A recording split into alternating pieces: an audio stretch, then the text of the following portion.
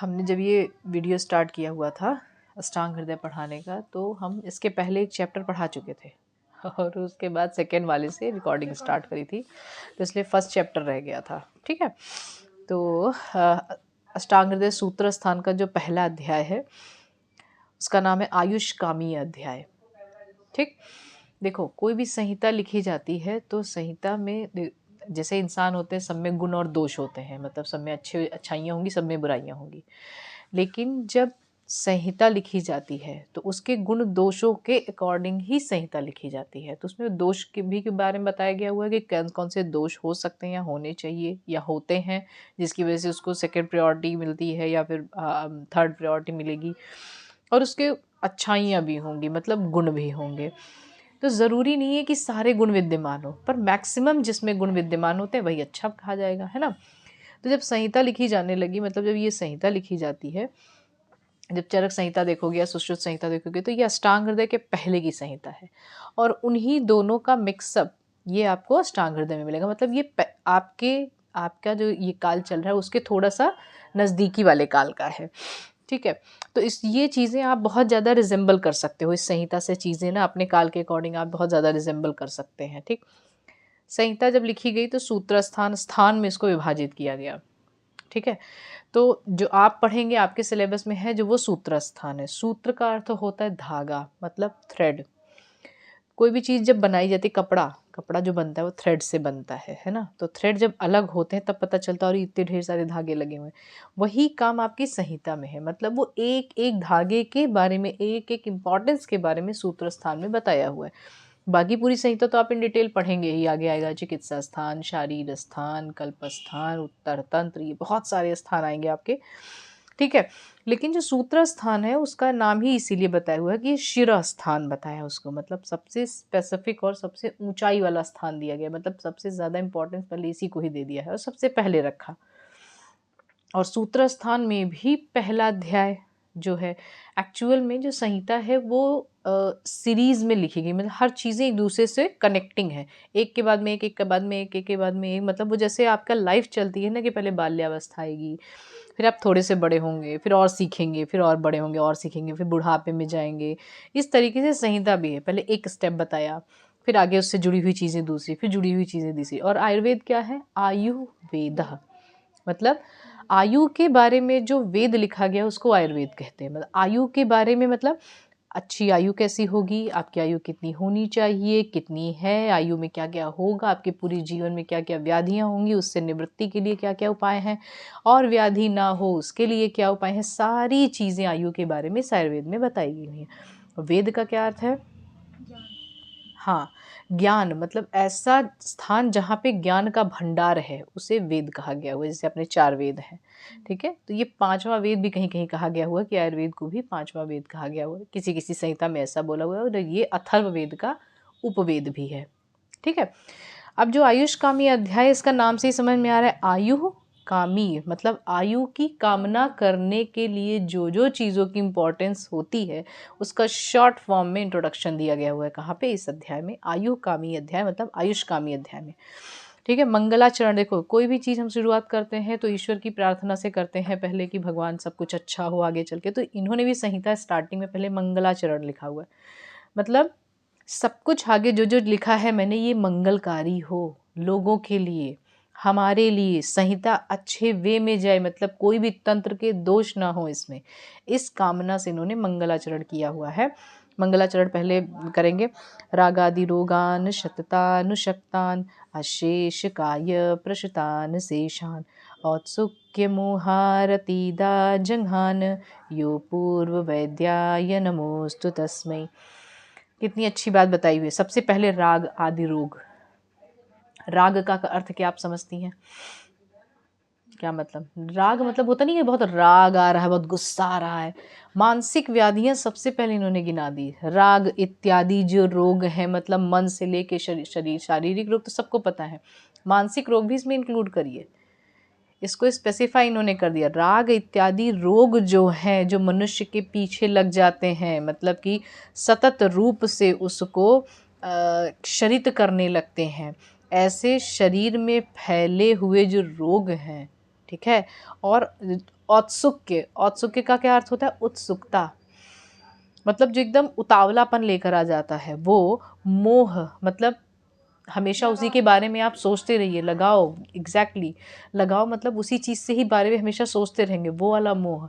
अरति बेचैनी, अच्छा नहीं लगेगा। अरति, रति मतलब अच्छा लगना और अरति मतलब अच्छा नहीं लगता है। इन सबको ये जो राग आदि रोग उत्पन्न करते हैं, ये सब लक्षण है। राग आदि रोग जब हो जाएंगे तो औत्सुक्य होगा, उत्सुकता होगी, मोह होगा, अरति मतलब अच्छा नहीं लगेगा, बेचैनी लगेगी, इस तरीके के लक्षण उत्पन्न होते हैं। सबको जिसने नष्ट किया, इन सब लक्षणों को जिसने नष्ट किया हुआ है, वह अपूर्व वैद्य, अपूर्व मतलब आदि, जो बहुत पहले से, सबसे पहले जो वैद्य हैं, अर्थात किसको कहा गया है? ब्रह्मा को, क्योंकि ब्रह्मा ने ही आयुर्वेद का अवतरण किया है ना, वो पहले वैद्य को हमारा नमन है, हमारा नमस्कार है, ऐसा कह रहे हैं। ठीक है, मतलब समझ में आ गया। सबसे प्रथम वैद्य के बारे में भी इन्होंने बता दिया, जो पहले वैद्य हैं, है ना। अब यहाँ से शुरुआत होगी इस संहिता की, आगे वाले श्लोक से। अथात आयुष कामी अध्यायम व्याख्यास्यामः। अथ, अतः, ये दो शब्द है, ठीक है। अथ, अथ, अथ जैसे कोई भी मंत्र होता है तो उसको ओम से शुरुआत करते हैं। ओम का जितना इम्पोर्टेंस है उतना ही इम्पोर्टेंस अथ का है। ओम और अथ इक्विवेलेंट, मतलब एक दूसरे के जैसे ही हैं। जितना पावरफुल ओम है उतना ही पावरफुल अथ भी है। ओमकार जो है ये पूरे समाज के लिए एनर्जी है, मतलब पूरे ब्रह्मांड की एनर्जी है। लेकिन जब संहिता या पठन पाठन की बात होती है या अध्ययनकर्ता के लोग जो हैं वो अथ शब्द का यूज़ करेंगे, मतलब उतना ही पावर इसमें भी है, लेकिन वो अध्ययनकारी के लिए ज़्यादा बेनिफिशियल होगा। ओम से भी ज़्यादा अच्छा है ये, ठीक है। ओम और अथ ये दोनों ही मंगलवाचक हैं। अथ मतलब अब इसके बाद आयुष कामी अध्याय, मतलब आयु की कामना करने वाले लोगों के लिए हितकर चीज़ें जो हैं उस अध्याय की व्याख्या करेंगे हम। आगे लिखा है इतिह अस्माहु आत्रेय आदयो महर्षयः। ऐसा, ऐसा मतलब जैसा कि आत्रेय, आत्रेय ऋषि वो आदि महर्षि, मतलब और भी लोगों ने जो कुछ भी बताया हुआ था वो सब इसमें इंक्लूड करके हमने यहाँ पे बताया हुआ है। जो उन्होंने कहा था वही यहाँ पे हम कह रहे हैं, ठीक है। अब देखो, सबसे पहली चीज़ इन्होंने क्या बताई है। जैसे कोई भी चीज़, आप कुछ भी अगर नया चीज़ सीखने जाते हैं, जैसे आपने एडमिशन भी लिया बीएमएस करने के लिए भी, तो आपने क्यों एडमिशन लिया? नहीं, क्योंकि आपको एमबीबीएस नहीं मिला। यही तो होता है ना, this is very fact thing कि एमबीबीएस नहीं मिला इसलिए ले लिया। बट हमें ऐसा लगता है कि मतलब आप उस लायक ही नहीं थे एमबीबीएस के, इस लायक नहीं कि आप उतना पढ़ नहीं पाए, क्योंकि आप आयुर्वेद पढ़ने के लिए थे। आयुर्वेद सबसे टफेस्ट है, क्योंकि आप मॉडर्न वाला भी पढ़ रहे हैं, एमबीबीएस वाला भी और आयुर्वेद वाला भी पढ़ रहे हैं। You are going to study two pathy एक साथ में। आप आयुर्वेद भी सीखेंगे, आप मॉडर्न भी सीखने वाले हो, इसलिए आप ज़्यादा पढ़ने के काबिल हैं, इसलिए आपको यहाँ पे एडमिशन मिला है। मतलब आप बीएमएस इसलिए करने आए हैं। और ये आचार्य, जितने भी आयुर्वेद के आचार्य, ये इनकी देन है, पकड़ पकड़ के ये ला के ऐसे ऐसे लोगों को बीएमएस में एडमिशन दिलाते हैं, मतलब बीएमएस करवाते हैं, आयुर्वेद का ज्ञान प्राप्त करवाते हैं, जो उस लायक होते हैं। सबके बस की बात में नहीं है ये कि आप आयुर्वेद पढ़ लें, ठीक है। तो कभी भी हीन या हे भाव से नहीं देखना है कि आप बीएमएस कर रहे हैं। ये आपका बहुत बड़ा सौभाग्य, और आप उस लायक हैं जिस लायक वो ऋषि मुनि थे, इसलिए आप ये पढ़ने जा रहे हैं। समझ में आया? तो अब जैसे आपने एडमिशन भी लिया, तो अब आपको समझ में आया कि आयुर्वेद लिखा क्यों गया हुआ था। कोई भी चीज़ करने से पहले काम क्या करेगा ये तो पता हो, क्यों लिखा गया ये ऑलरेडी, मतलब जब था सब कुछ तो क्यों लिख दिया गया। इनके कहने का अर्थ यह है। तो इन्होंने सेकेंड वाले श्लोक में बताया है आयुर्वेद का प्रयोजन। You have to know about the reason, कि क्या क्या ये करेगा। यही तो होता है, प्रयोजन तो पता करना है, नीड ऑफ स्टडी है ना, क्यों करना है। आयु कामय माने न धर्मार्थ सुख साधनम आयुर्वेदोपदेशेषु विधेय परमादरः। ये सेकेंड वाला श्लोक। कहाँ तक तुम्हें पढ़ाया गया अभी तक? श्लोक नंबर बताएंगी आप।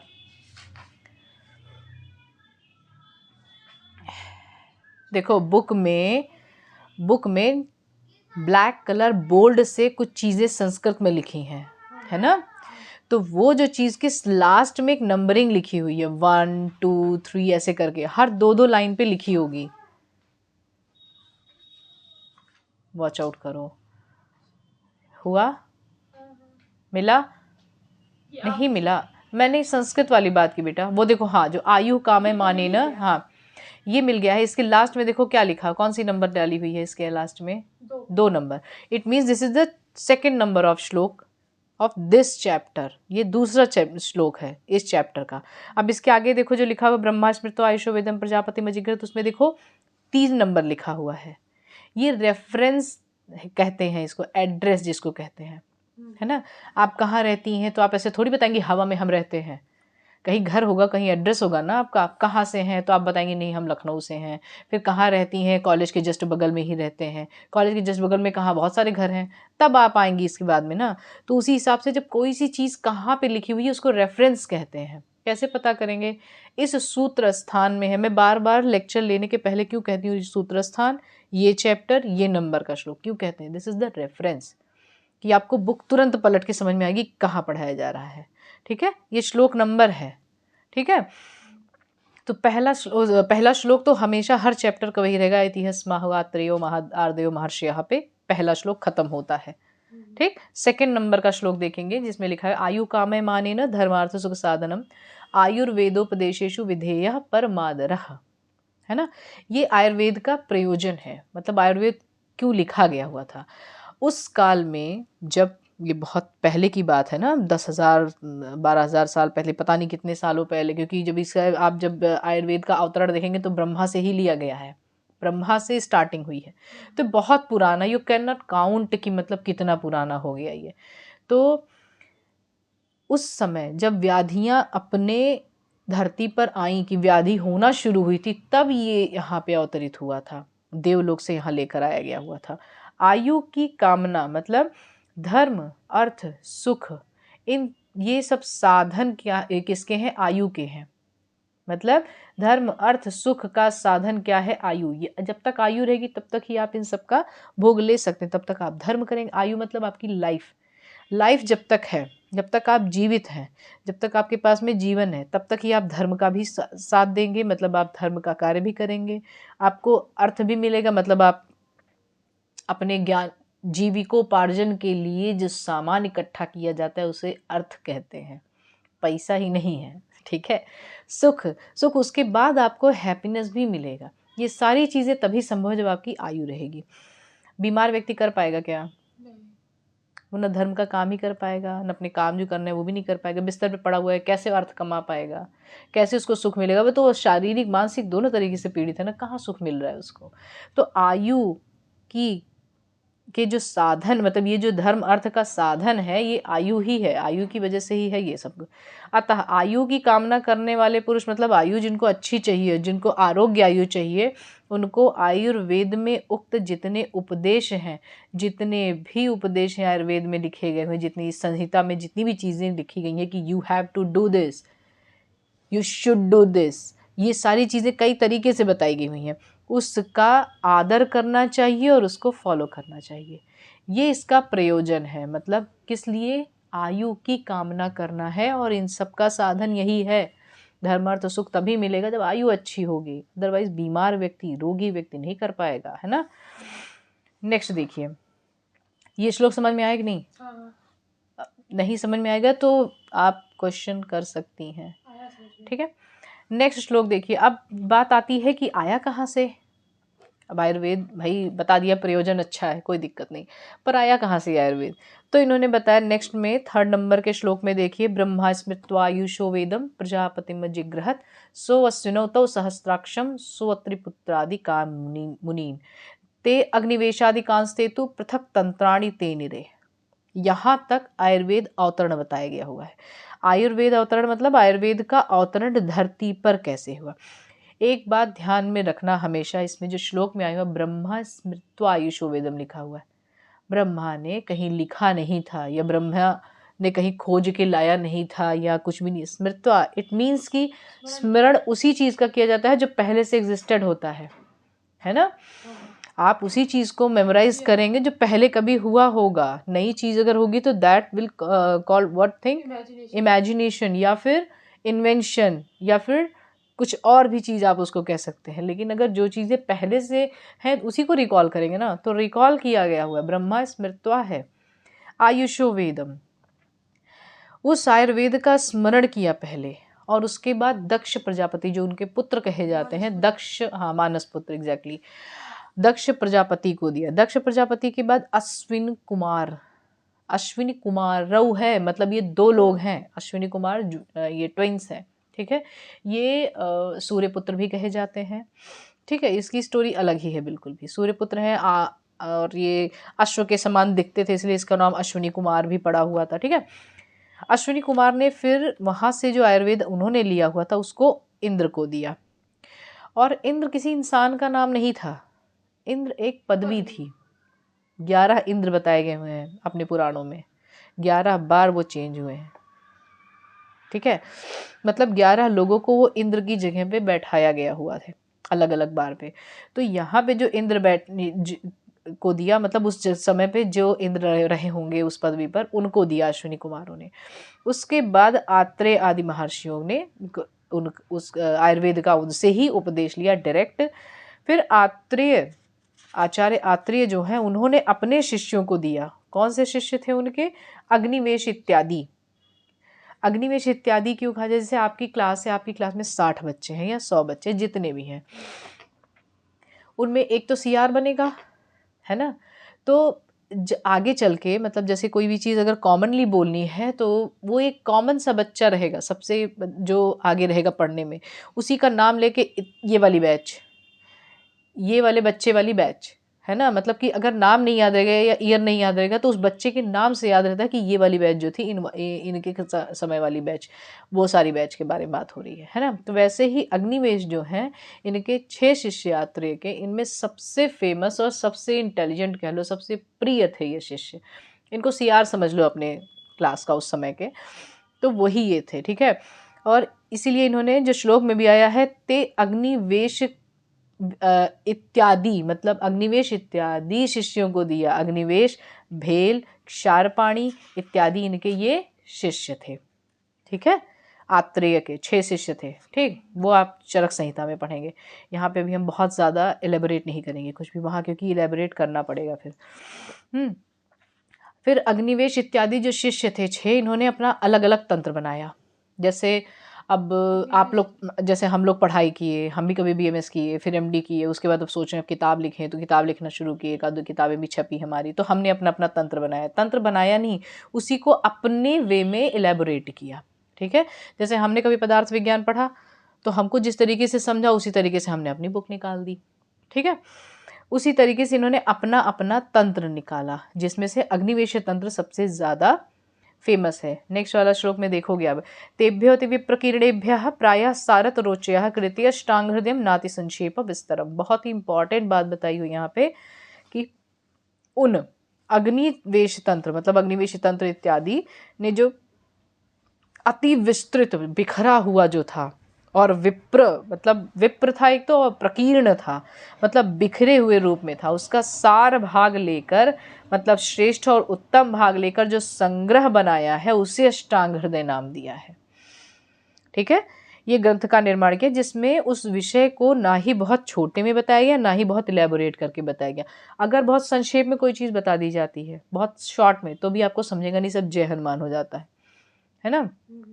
और अगर बहुत इलेबोरेट कर रहे हैं तो समय निकला जाएगा, आपको भले पहले बार में ही समझ में आ गया होगा, लेकिन लगेगा यार सिलबट्टे जैसा पीसा ही जा रहा है, वही चीज़ बता रहे हैं, बहुत ज़्यादा इलेबोरेट करने की ज़रूरत नहीं है। इसलिए उन्होंने उतना ही बताया जितने में त्रिविध बुद्धि को समझ में आ जाए, मतलब कौन कौन से हीन, मध्यम और उत्तम तीनों बुद्धि को अच्छे से समझ में आ जाए, उतना ही इन्होंने, नाति संक्षेप, बहुत ज़्यादा संक्षेप में भी नहीं, नाति विस्तार, बहुत ज़्यादा विस्तार में भी नहीं, दोनों तरीके इसका इस्तेमाल करके बहुत ही कंसाइज फॉर्म में इन्होंने बनाया। कोई चीज़ की रिपीटेशन नहीं हुई है, पूरी संहिता में कोई भी चीज़ की रिपीटेशन नहीं हुई है, रिपीट नहीं किया है। और अगर जहाँ जहाँ रिपीट हुआ है वहाँ पे उसका इंपॉर्टेंस एकदम डिफरेंट था, इस वजह से उसको फिर से रिपीट हुआ है। ये कह रहे हैं कि उन तंत्रों को लेकर, पहले जो आयुर्वेद जो उन्होंने लिया था, आत्रेय ने पढ़ाया, जैसे हम पढ़ा रहे हैं बहुत इलेबोरेट करके पढ़ा रहे हैं, ये भी पढ़ लो वो भी पढ़ लो, यहाँ वहाँ से ले लेके, है ना। लेकिन जब तुम एग्जाम में लिखोगे तो ऐसे करके लिखोगे, है ना, कंसाइज करके। उसी तरीके जब आत्रेय ने पढ़ाया तो एकदम बहुत बहुत ही ज़्यादा था वो, ठीक, अति विस्तृत था और बिखरा हुआ था, तो उसको कंसाइज करके एक एक टॉपिक एक एक जगह रख के इन्होंने तंत्र लिखा, जिसका नाम अष्टांग पढ़ा। अष्ट अंग मतलब 8 अंग अलग अलग हैं। समझ में आया? अब